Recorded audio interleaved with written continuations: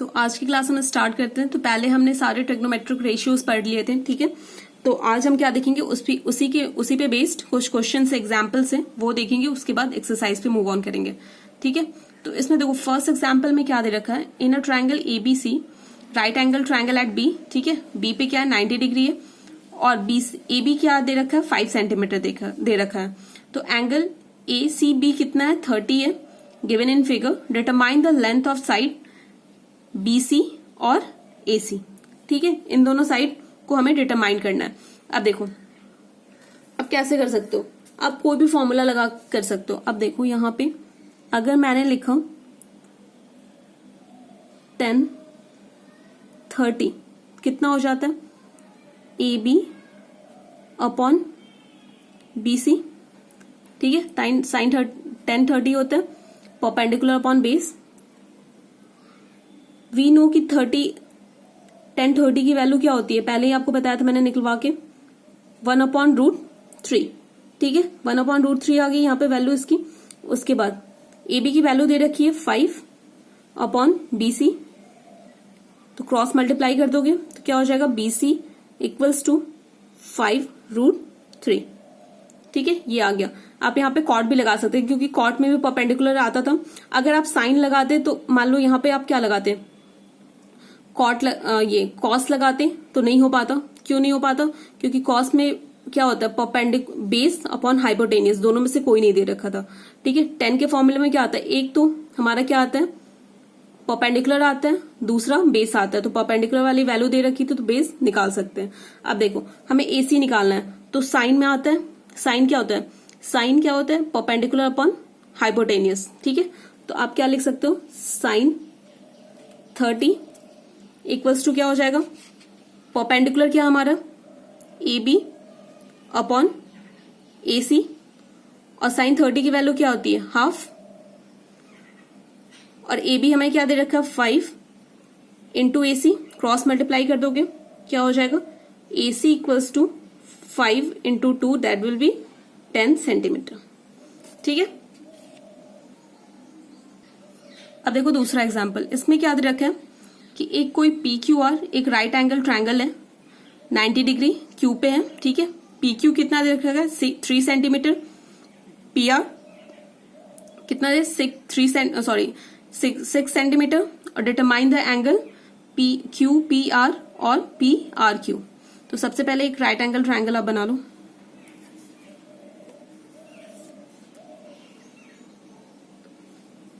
यहां तक हो गया PQR, ठीक है। तो ये हमारा कितना दे रखा है 90 डिग्री दे रखा है।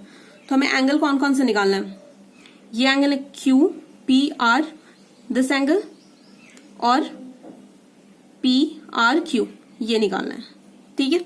अब इसको निकालने के लिए आप क्या करोगे, तो अब देखो अब क्या लिख सकते हो, साइन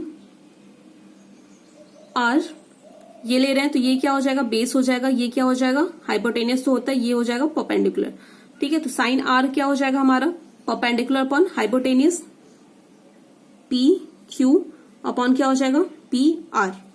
और देखो PQ की वैल्यू हमें क्या दे रखी है 3 सेंटीमीटर और PR की वैल्यू दे रखी है 6 सेंटीमीटर, ठीक है।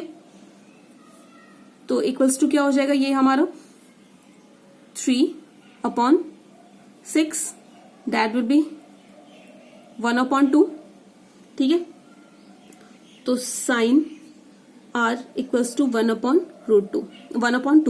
और हमें पता है साइन किस एंगल के लिए 1/2 होता है 30 डिग्री, साइन 30 क्या होता है 1/2।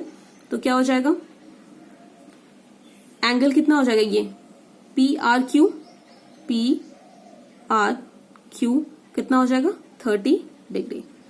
क्योंकि देखो R हमने लिया ना, तो किस वैल्यू के लिए 1/2 होता है, साइन की वैल्यू किस वैल्यू के लिए 1/2 आता है 30 डिग्री के लिए, मैंने आपको पहले बताया था। तो क्या हो जाएगा ये एंगल PRQ कितना हो गया 30 डिग्री। अब देखो सिमिलरली क्या करेंगे हम, ये जब 30 आ गया और ये 90 है तो इन ट्रायंगल PQR क्या हो जाएगा P plus Q plus R equals to 180, right. तो हमें P तो फाइंड आउट ही करना है, Q कितना है हमारे पास 90 प्लस 30 इक्वल्स टू 180। तो P कितना हो जाएगा 180 minus 120, 90 plus 30 120, that will B 60। तो यहां से क्या हो गया Q P R 60 आ गया ना। तो यहां से एक और भी काम कर सकते थे, आप कोई और वो लगा लो। अब देखो अब क्या ले सकते हो आप, यहां पे ये एंगल निकालना है राइट। तो इसके लिए क्या हो जाएगा, ये हमारे क्या हो जाएगा बेस हो जाएगा, ये हाइपोटेनियस, ये परपेंडिकुलर।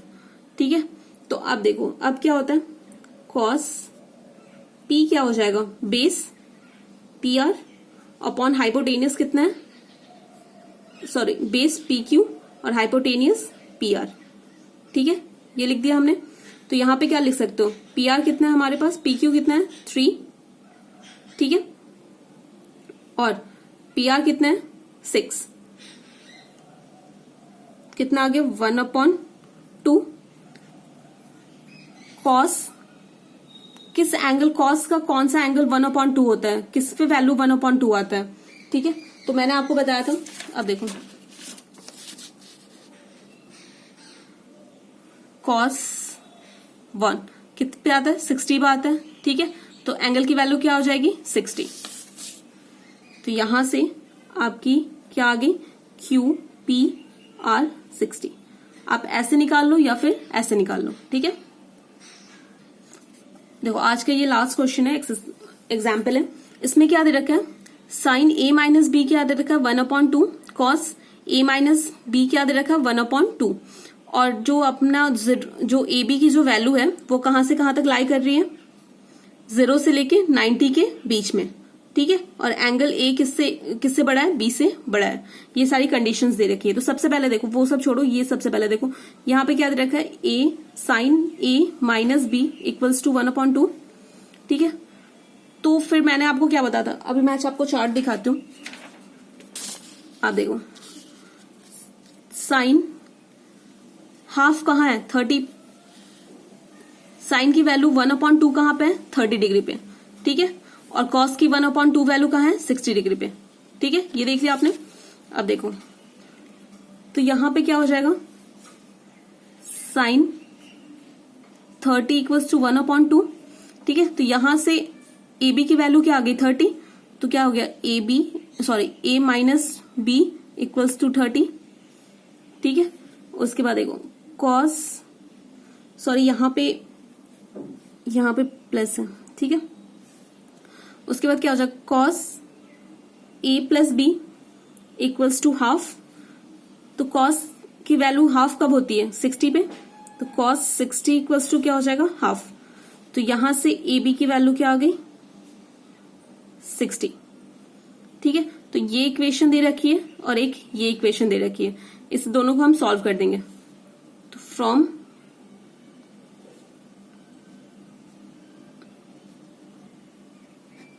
एड 1 and 2, इन दोनों इक्वेशन को जब ऐड करोगे तो क्या हो जाएगा B कैंसिल आउट हो जाएगा, क्या हो जाएगा 2A equals to 60 plus 30 right.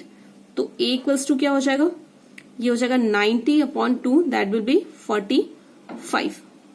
ठीक है, अब 45 क्या करो इसमें पुट कर दो। ठीक है, सेकेंड इक्वेशन में पुट A इक्वल्स टू 40, दोनों में किसी में कर सकते हो, इन इक्वेशन दोनों में सेम ही वैल्यू आएगी इन सेकेंड। ठीक है, तो क्या हो जाएगा A plus B equals to 60 है, 45 प्लस B इक्वल्स टू 60। तो कितना हो जाएगा B इक्वल्स टू क्या हो जाएगा 60 माइनस 45, दैट विल बी 15। ठीक है, यह हो गया, मिल गया हमें A की वैल्यू आ गई 45 और B की वैल्यू 15।